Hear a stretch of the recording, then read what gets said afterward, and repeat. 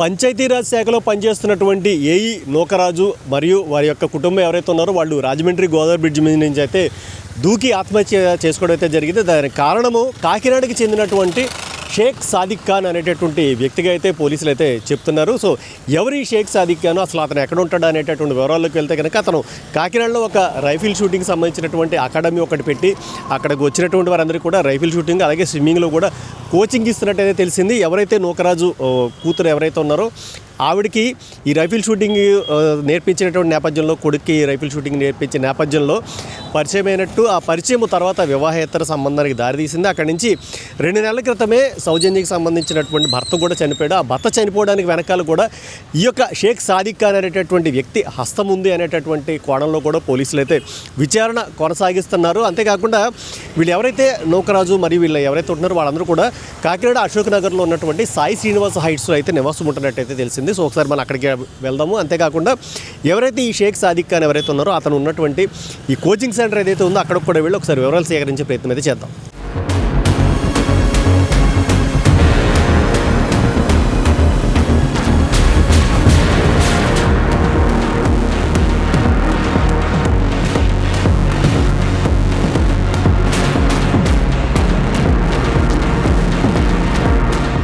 So ఏదైతే పిఠాపురం పంచాయతీరాజ్లో పనిచేస్తున్నటువంటి ఈ నూకరాజు గారు ఎవరైతే ఉన్నారో మొన్న రాజమండ్రి గోదావరి నుంచి దూకి మొత్తం కుటుంబంతో సహా ఆత్మహత్య చేసుకున్నటువంటి వారు నివాసం ఉంటున్నటువంటి అపార్ట్మెంట్ ఇదే సాయి శ్రీనివాస హైట్స్ ఏదైతే అశోక్ నగర్లో ఉందో అపార్ట్మెంట్. ఒకసారి అక్కడికి వెళ్ళి ఈ అపార్ట్మెంట్ ఒకసారి చూపించే ప్రయత్నం చేస్తాను. సో దీంట్లోనే వారైతే నివాసం ఉంటున్నట్టు అయితే చెప్తున్నారు. అంతేకాకుండా అతను పదే ఎవడైతే షేక్ సాదిక్ అనేటువంటి వ్యక్తి ఎవరైతే ఉన్నారో అతను పదే ఇక్కడికి అయితే వచ్చేవాడు, ఆవిడ్ని కూడా దాదాపుగా హింసించేవాడు అని చెప్పేసి ఆ అబ్బాయి అయితే చెప్పడం అయితే జరిగింది.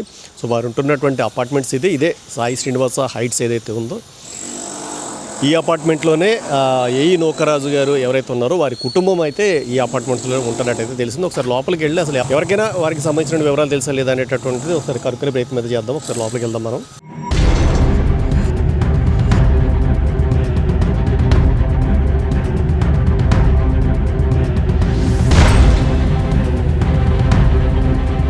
అంటే యాక్చువల్గా వాళ్ళు ఎప్పటి నుంచి ఉంటున్నారు ఏంటిది మీ అంటే మీరు ఇక్కడ ఓనర్స్ అయినా మీరు వాచ్మెనా? అంటే ఆవిడ ఇప్పుడే చూసారా మీరు? అంటే మొత్తం కుటుంబంతో ఉండేవారా లేకపోతే వాళ్ళే ఉండేవారా ఇక్కడ?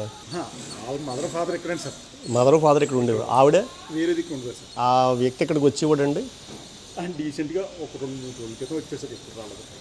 సో షేక్ సాదిక్ అనేటువంటి వ్యక్తి ఇక్కడ దాకా వచ్చి వెళ్ళాడు. మరి ఇప్పుడు ఎవరైనా ఉన్నారు చూస్తున్నారా? ఏ ఫ్లోర్ అండి? 111 112 కదా? A2. సో ఇక్కడ చూడొచ్చు ఎవరైతే నూకరాజు గారు ఉన్నారో టీ నూకరాజు A2లో అయితే ఉంటున్నారు. ఒకసారి మనం ఫస్ట్ ఫ్లోర్ ఒకసారి వెళ్ళి చూద్దాం మన పదండి.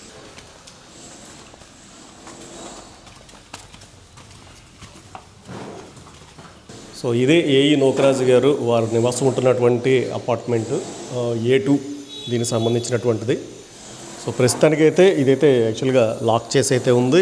ఇక్కడికి కూడా అతను 2-3 సార్లు వచ్చాడని చెప్పేసి ఈ కింద ఉన్నటువంటి వాచ్మెన్ ఎవరైతే ఉన్నారో వాళ్ళైతే తెలియజేస్తున్నారు.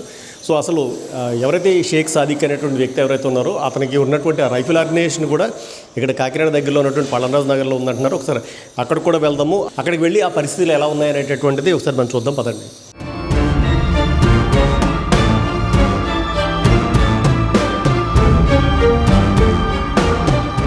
ఎవరైతే నిందితుడు షేక్ సాదిక్ ఖాన్ ఉన్నాడో అతను రైఫిల్ షూటింగ్ నేర్పిస్తున్నటువంటి అకాడమీ ఇదే. ఒకసారి అకాడమీ దగ్గర కూడా వెళ్ళి అక్కడ తీసుందా లేకపోతే మూసుందా, పరిస్థితులు ఏంటి, అకాడమీ ఎలా ఉంది అనేటటువంటి విషయాలు ఒకసారి చూద్దాం పదండి.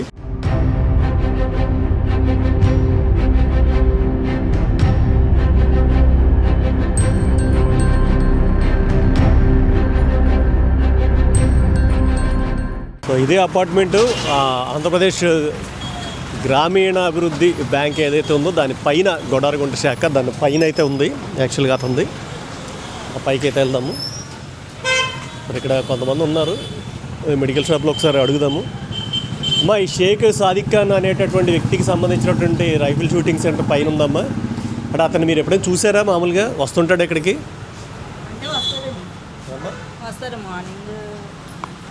అంటే ఇప్పుడు ఎంతమంది వస్తారమ్మా స్టూడెంట్స్ అసలు ఇక్కడికి?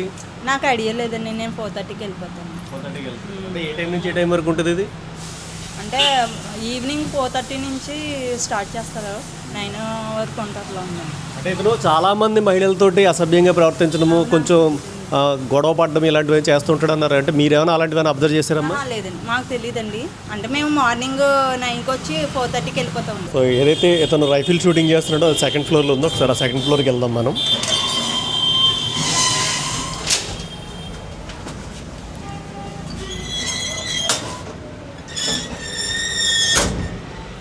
సో ఎవరైతే షేక్ సాదిక్ ఖాన్ ఉన్నాడో అతను రైఫిల్ షూటింగ్ నేర్పేటటువంటి అకాడమీ అయితే ఇదే. ప్రస్తుతానికైతే తాళాలు అయితే వేసి ఉన్నాయి. ప్రస్తుతం మేబీ పరారీలో ఉన్నాడు కాబట్టి తాళాలు వేసి అయితే ఉన్నాయి. బట్ ఇక్కడి నుంచే అతని యొక్క ఏదైతే మనస్తత్వం ఏదైతే ఉందో, వివాదాస్పదమైన మనస్తత్వం వచ్చు, నేరపూరితమైనటువంటి మనస్తత్వాన్ని ఇక్కడి నుంచి విస్తరింపజేసినట్టయితే చెప్తున్నారు. అంతేకాకుండా ఈ నూకరాజు కుటుంబం ఎవరైతే ఉన్నారో వారి కుటుంబంలోకి నేను కూడా వస్తాను, మీ అమ్మాయికి అండగానే కాదు మీ కుటుంబానికి అండగా నిలబడతాను అని చెప్పడంతో ఆశ్చర్యపోయినటువంటి ఆ నూకరాజు గారు, అసలు ఎందుకు నువ్వు ఈ ప్రయత్నం చేస్తున్నావు అంటే, వీరి కుటుంబాన్ని అంతటినీ కూడా మీరు మతం మారాలి అని ప్రేరేపించినట్టు, వాళ్ళందరినీ బెదిరించినట్టు, మీరు కనుక మారకపోతే మీ యొక్క మనవణ్ణి అలాగే మిమ్మల్ని కూడా చంపేస్తాను అని బెదిరించాడు అని చెప్పినట్టుగా నూకరాజు గారు వాళ్ళ యొక్క ఏదైతే ఎంప్లాయీస్ ఉన్నారో ఎంప్లాయీస్ యొక్క వాట్సాప్ గ్రూపుల్లో అవ్వచ్చు, మిగతా గ్రూపుల్లోకి ఒక మెసేజ్ని అయితే ఫార్వర్డ్ చేసిన అనంతరము వారు ఏదైతే రాజమండ్రి గోదావరి ఉందో అక్కడికి, అంటే డ్రైవర్ని కూడా వెనక్కి పంపించేసి సౌజన్యే కార్ డ్రైవింగ్ చేసుకుంటూ గోదావరి దాకా వెళ్ళి గోదావరిలో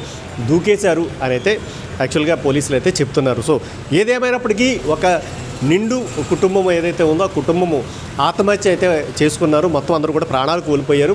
ఆ మొత్తం అందరిలోకి కూడా మనోడు అతను కూడా నేషనల్ లెవెల్ స్విమ్మింగ్ పోటీల్లో విన్ అయినటువంటి వ్యక్తి కాబట్టి ఆ కుర్రాడొక్కడు బతికైతే బయటపడ్డాడు, కానీ మొత్తం కుటుంబం అంతా చనిపోయారు. సో ఆ కుటుంబం చనిపోవడానికి కారణము ఈ షేక్ సాదిక్ ఖాన్ అనేటటువంటి వ్యక్తి. మనతోటి విశ్వ హైందవ పరిషత్ అధ్యక్షులు అయితే మనతో ఉన్నారు, వెంకటేశ్వర గారు. వారిని అడిగి అసలు ఈ సాదిక్ అనేటటువంటి వ్యక్తి చేసినటువంటి అకృత్యం, ఎందుకంటే వారు కూడా పిఠాపురం వాస్తవ్యులు కాబట్టి అసలు ఏ నూకరాజు గారి యొక్క కుటుంబం ఇలాంటి దయనీయమైన పరిస్థితుల్లోకి వెళ్ళడాన్ని అయితే మనమైతే గమనించాం. దానికి సంబంధించి ఆయన స్పందన ఏంటో ఒకసారి తెలుసుకుందాం. సార్, ఎవరైతే పంచాయతీరాజ్ ఏఈ ఎవరైతే ఉన్నారో వారు పిఠాపురంలోనే యాక్చువల్గా ఆయనైతే వర్క్ చేస్తున్నారని చెప్పేసి అన్నారు.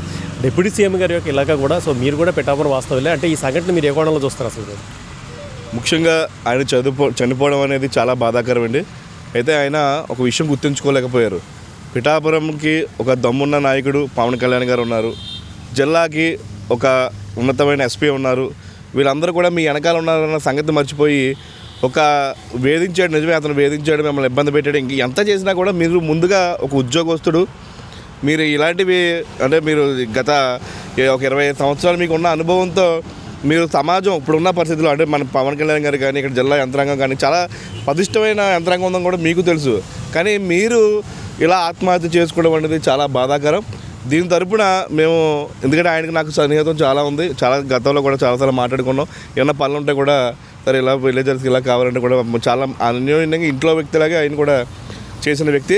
అయితే ఈ సాదిక్ అనే వ్యక్తి చేతిలో ఇంకా చాలామంది ఉన్నారండి. అంటే ఇప్పుడు నేను చూసిన వార్తా కథనాల్లో కానీ, నేను కాకినాడ వెళ్ళి కొంతమంది అడిగిన విషయంలో కూడా ఈ సాదిక్ ఖాన్ అనే వ్యక్తి చేతిలో చాలామంది ట్రాప్ అయిపోయి ఉన్నారు. వీళ్ళందరూ కూడా ముఖ్యంగా హిందువులు అయి ఉన్నారండి. గతంలో ఇతను స్కూల్లో పనిచేసేవాడు. అక్కడ పిల్లల్ని ఇలాగే వేధిస్తుంటే అక్కడ స్కూల్ యాజమాన్యం తీసేయడం జరిగింది. తర్వాత ఇతను ఓన్గా ఇన్స్టిట్యూట్ పెట్టుకుని, రైఫిల్ షూటింగ్ ఇన్స్టిట్యూట్ పెట్టుకుని పైకి నేను సమాజానికి ఒక వ్యక్తులను తయారు చేస్తున్నాను, షూటింగ్ రైఫిల్లో నేను చాలా గొప్పగా తయారు చేస్తున్నాను. కానీ ఇతను లోపలంతా కూడా విషం.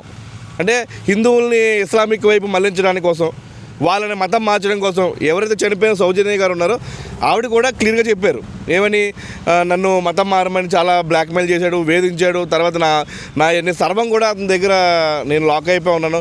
దానివల్ల చివరికి నేను ఈ పరిస్థితి చేసుకోవాల్సి వచ్చిందని చెప్తే, ఏకంగా హిందూ కుటుంబం మొత్తం కూడా చనిపోయిన పరిస్థితి తీసుకొచ్చాడంటే అతను ఎంత క్రూయల్ మెంటాలిటీతో ఉన్నాడు అన్నది మాత్రం ఈ సందర్భంగా సమాజం అంతా కూడా గుర్తించాలి. ఎందుకంటే ఈరోజు సమాజం మేలుకోవాలి అని చెప్పి హిందూ సంఘాలన్నీ కూడా నిరంతరం చెప్తూనే ఉన్నాం. పైకి మేకతోలు కప్పుకొని ఒక విషపూరితమైన ఆలోచనలతో, ఒక విషపూరితమైన దేశాన్ని నాశనం చేయాలని కొంతమంది ఇలా హిందువులు ట్రాప్ చేసి వాళ్ళ వ్యవస్థలంతా కూడా నాశనం చేయాలని చెప్పి ఒక పక్క ఒక వ్యవస్థ పనిచేస్తుంటే దానిని సమర్థంగా ఎదుర్కోకుండా మనం చేసిన తప్పులు ఏంటంటే దీని మీద కనీసం ఆయన కంప్లైంట్ చేయకపోయారు. ముందుగా నూకరాజు గారు కంప్లైంట్ చేసుంటే దాని మీద నిజంగా పరిస్థితులు వేరేగా ఉందనేమో. ఈడు చేసిన బ్లాక్మెయిల్గా ఆయన కంప్లైంట్ కూడా చేయలేని పరిస్థితుల్లోకి వెళ్ళిపోయాడంటే ఆయన ఎంత దారుణమైన మనోవేదనలో, ఎంత దారుణమైన పరిస్థితుల్లో ఆయన ఆత్మహత్య చేసుకోవడం అన్నది కూడా మేము గమనించాం. ఈ వ్యక్తి చేతిలో ఇంకా నేనంటుంది ఏంటంటే చాలా క్లియర్గా చెప్తున్నా, ఈ వ్యక్తి చేతిలో ఇంకా చాలామంది అమాయకులు ఇతను చేసిన మోసాలు లేకపోతే ఇంకా చాలామంది నొక్కుపడిపోయి ఉంటారు. అవన్నీ కూడా వెలికి తీయాలి. నేను మరొక ముఖ్యమైన కోణం కూడా చెప్తున్నాను. ఇతనికి ఎక్కడెక్కడో చాలా దూరం నుంచి కూడా పెద్ద కాంటాక్ట్ ఉండొచ్చు. అది దేశ విద్రోహ శక్తులకి అయి ఉండొచ్చు, లేకపోతే దేశాన్ని నాశనం చేసి ఉండొచ్చు, ఇలా ధర్మాన్ని నాశనం చేసేది ఉండొచ్చు. ఇలాంటి పైకి మేకతోలు కప్పుకొని తన అసలు స్వరూపాన్ని నొక్కుపెట్టి ఇప్పుడు దాకా దాచాడు. అయితే నూకరాజు గారి యొక్క ఘటన వల్ల ఈ విషయాలన్నీ కూడా బయటపడింది. నేను వార్తా కథనాల్లో కూడా చదివాను. పిల్లలకి ఏదైతే తన షూటింగ్ నేర్పిస్తున్న పిల్లలు ఎవరైతే ఉన్నారో ఆ పిల్లలను కూడా ప్రత్యేకంగా ఎంచుకుని ప్రత్యేకమైన క్లాసులకు రమ్మని, వాళ్ళు కూడా మమ్మల్ని చాలా వేధిస్తుంటారని చెప్పి కూడా వాళ్ళు చెప్పిన మాటలు ఉన్నాయి. దీన్ని చాలా డీప్గా సమగ్రంగా విచారణ చేయకపోతే మాత్రం, అంటే రాజకీయ ఒత్తులతోనో లేకపోతే ఇతరత్ర ఒత్తులతోనో ఈ కేసును మాత్రం నీరు కారిస్తే చాలామంది అభాగ్యులు మరి ప్రాణాలు కోల్పోయే సందర్భం ఏర్పడింది. మేము నమ్ముతున్నాం ఇక్కడ ఉన్న డిప్యూటీ సీఎం పవన్ కళ్యాణ్ గారు మరో యోగి, ఆయన తలుచుకుంటేనే, ఆయన ప్రమేయం గట్టిగా ఉంటే మాత్రమే ఈ కేసులో న్యాయం జరుగుతుంది. లేకపోతే మాత్రం నీరు కారిపోతుంది. ఎందుకంటే ఇప్పుడు ఆ కుటుంబం కోసం పోరాడే వాళ్ళు ఎవరు లేరు, ఆ కుటుంబం కోసం మాట్లాడే వాళ్ళు ఎవరు లేరు. కాబట్టి మేము నమ్ముతుంది ఏంటంటే ఆయన పిఠాపురంలో పనిచేసిన వ్యక్తిగా పూర్తిగా కూడా పవన్ కళ్యాణ్ గారు అండగా ఉండి, ఆ కుటుంబం ఏదైతే బిడ్డ ఉన్నాడో ఆ బిడ్డకు అండగా ఉండి, అలాగే ఆ బిడ్డకు కూడా ప్రాణహాని ఉంది. ఏదైతే ఈ సాత్విక్ లాంటి సాధకుల కాను వ్యక్తి వల్ల ఆ బిడ్డకు కూడా ప్రాణహాని ఉంటుంది.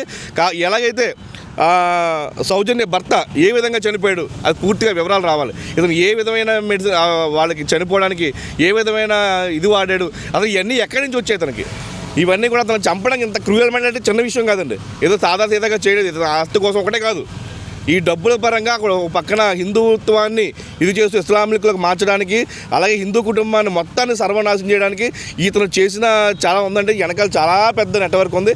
ఆ నెట్వర్క్ని కూడా ఛేదించమని చెప్పి ఈ సందర్భంగా నేను డిప్యూటీ సీఎం పవన్ కళ్యాణ్ గారిని వైఎన్సీ ద్వారా కోరడం జరుగుతుంది. రానున్న రోజుల్లో ఇటువంటివే వాటి మీద ఉక్కుపాదం మోపాలి. అలాగే ఈ వ్యక్తికి, అంటే ఎవరైతే చనిపోయారు నూకరాజు గారి ఫ్యామిలీకి ఆత్మ శాంతించాలంటే సాదిక్ ఖాన్ని ఎన్కౌంటర్ చేయాలి. ఇది నా ఒక్క మాటే కాదని యావత్తు సమాజం కూడా ఇదే కోరుకుంటుంది. ఇలాంటి వ్యక్తిని చీడపురుగుని ఏదైతే సమాజానికి పెట్టిన వైరస్ ఉందో, అంటే బయటికి నేను గొప్ప వ్యక్తిని లేకపోతే చాలా గొప్ప కోట్లు వేసుకుని లేకపోతే ఉన్నతమైన వ్యక్తులతో ఫోటోలు దించుకుని సమాజానికి ఇచ్చేస్తున్నాడు. కానీ ఎంత క్రూరమైన మెంటల్తో మనుషులను చంపి వాళ్ళ యొక్క రక్త మాంసాలతో ఇది చేసే వ్యక్తిని సమాజంలో ఉంచడం మాత్రం సమాజానికి శ్రేయస్కరం కాదు, సమాజానికి నాశనానికి ఇది దారితీస్తుంది. కాబట్టి ఈ వ్యక్తి చేతిలో ఎంతమంది బలైపోయి ఉన్నారో అతనికి సంబంధించిన ల్యాప్టాప్లు కానీ, అతనికి సంబంధించిన ఫోన్లు కానీ, అతనికి సంబంధించిన నెట్వర్క్ అంతా కూడా బయటపెట్టి ఇలాంటి దేశ వ్యతిరేక శక్తుల్ని, ఇలాంటి సంఘ వ్యతిరేక శక్తుల్ని ఎన్కౌంటర్ చేస్తేనే మాత్రమే సమాజం బాగుపడుతుందని చెప్పి ఈ సందర్భంగా వైఎన్సీ ద్వారా నేను ప్రభుత్వానికి సమాజానికి కూడా తెలియజేస్తున్నాను. మతోన్మాద మాఫియా లవ్ జిహాద్ ఉంది. ఆ లవ్ జిహాద్ బారిలో పడి పాపం మొత్తం కుటుంబం అంతా కూడా సర్వనాశనం అయిపోయారు. ప్రతి హిందూ కుటుంబం కూడా ఈ లవ్ జిహాద్ గురించి వాళ్ళ పిల్లలకు చెప్పాలి. కొంతమంది పేర్లు కూడా మార్చుకొని హిందూ పేర్లతో సమాజంలో తిరుగుతుంటారు. వాళ్ళని కూడా గుర్తుపెట్టి వాళ్ళని దరి చేరకుండా మాన ప్రాణాలను కాపాడుకోమని ఈ సాదిక్ ఖాన్ ద్వారా మనం తెలుసుకోవాలి. కాకినాడ నగరంలో ఉన్నటువంటి కొంతమంది స్థానికులు మనతో ఉన్నారు. ఒకసారి వారిని అడిగి వారి అభిప్రాయం ఏంటో తెలుసుకుందాం. సార్ నమస్తే. సో ఈ షేక్ సాదిక్ ఖాన్ అనేటటువంటి వ్యక్తి, ఈ నూకరాజ్ అనేటటువంటి ఫ్యామిలీని చాలా దారుణంగా మానసికంగా వేదన గురి చేయడమే కాకుండా ఆ ముగ్గురు కూడా గోదావరిలో దూకి ఆత్మహత్య చేసుకోవడానికి ప్రేరేపించడానికి అయితే చెప్తున్నారు పోలీసులు. దీనికి సంబంధించి కాకినాడ వాసులుగా మీ అభిప్రాయం ఏంటి? ఏదైతే సంఘటన జరిగిందో అది చాలా దురదృష్టకరమైన సంఘటన.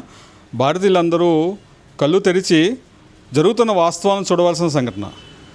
షేక్ సాదిక్ ఖాన్ అనే ఈ వ్యక్తి ఎంత క్రూరమైన వ్యక్తి అయితే ఒకేసారి నలుగురు ఆత్మహత్య ప్రయత్నం చేసి అందులో ముగ్గురు చనిపోయేటట్టు చేశాడంటే వాళ్ళు అనుభవించిన మానసిక వ్యాధిని ఏదైతే ఉందో మనం ఒకసారి ఆలోచించాలి.